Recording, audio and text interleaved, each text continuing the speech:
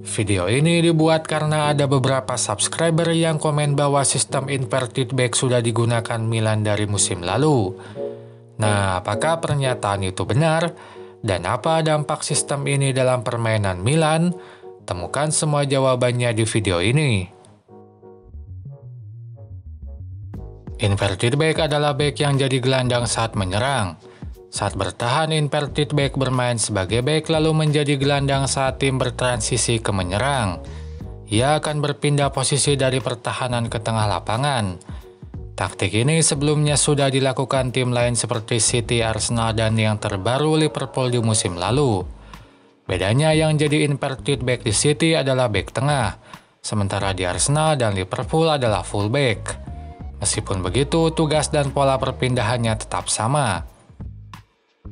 Di City peran ini dilakukan oleh John Stone, sementara di Arsenal dilakukan Zinchenko dan di Liverpool oleh Arnold.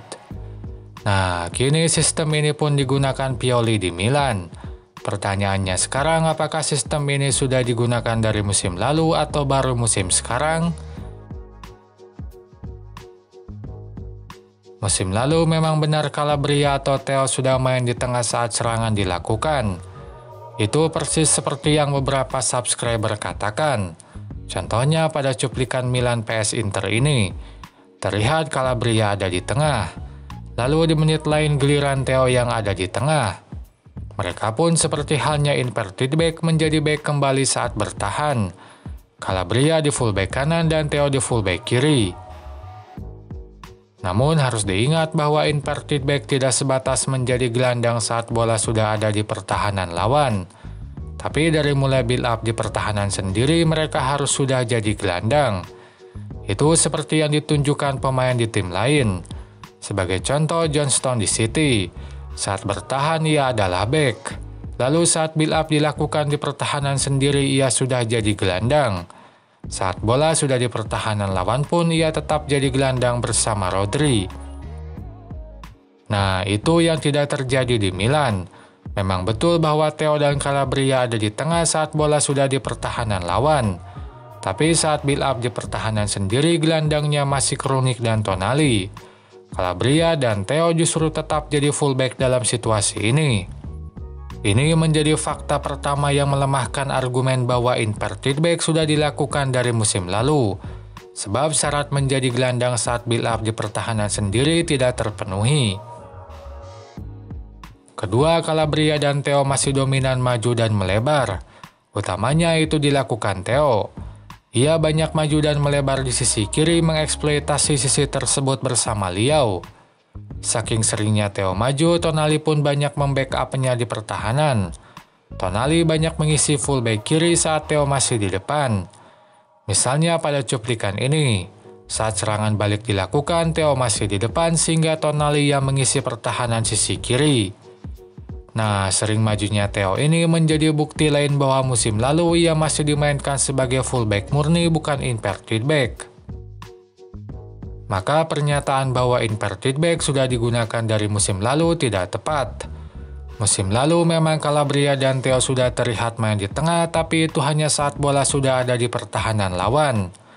Padahal harusnya inverted back jadi gelandang dari mulai build up di pertahanan sendiri.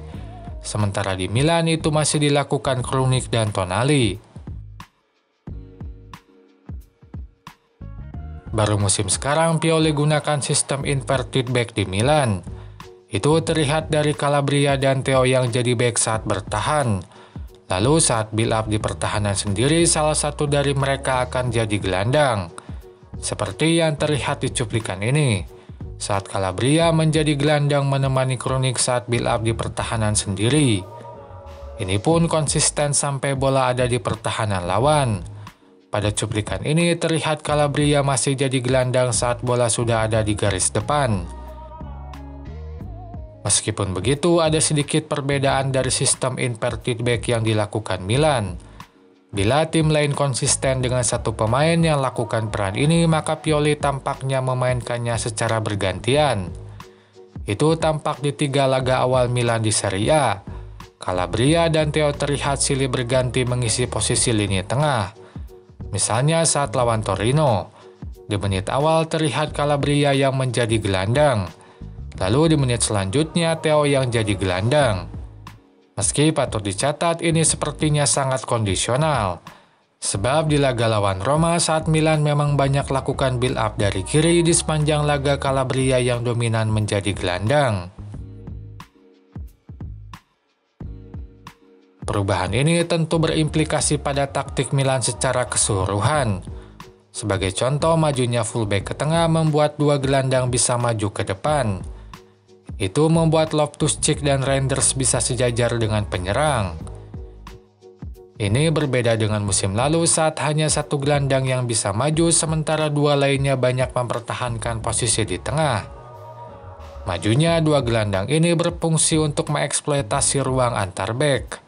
Saat momentumnya tepat, mereka akan menyusup ke pertahanan memanfaatkan ruang di antara bek tengah dan fullback. Seperti yang dilakukan Loftus-Cheek di cuplikan ini. Ia lari ke ruang kosong di antara para bek. Itu saja pembahasan di video ini. Silakan tulis apapun pendapat kalian di kolom komentar.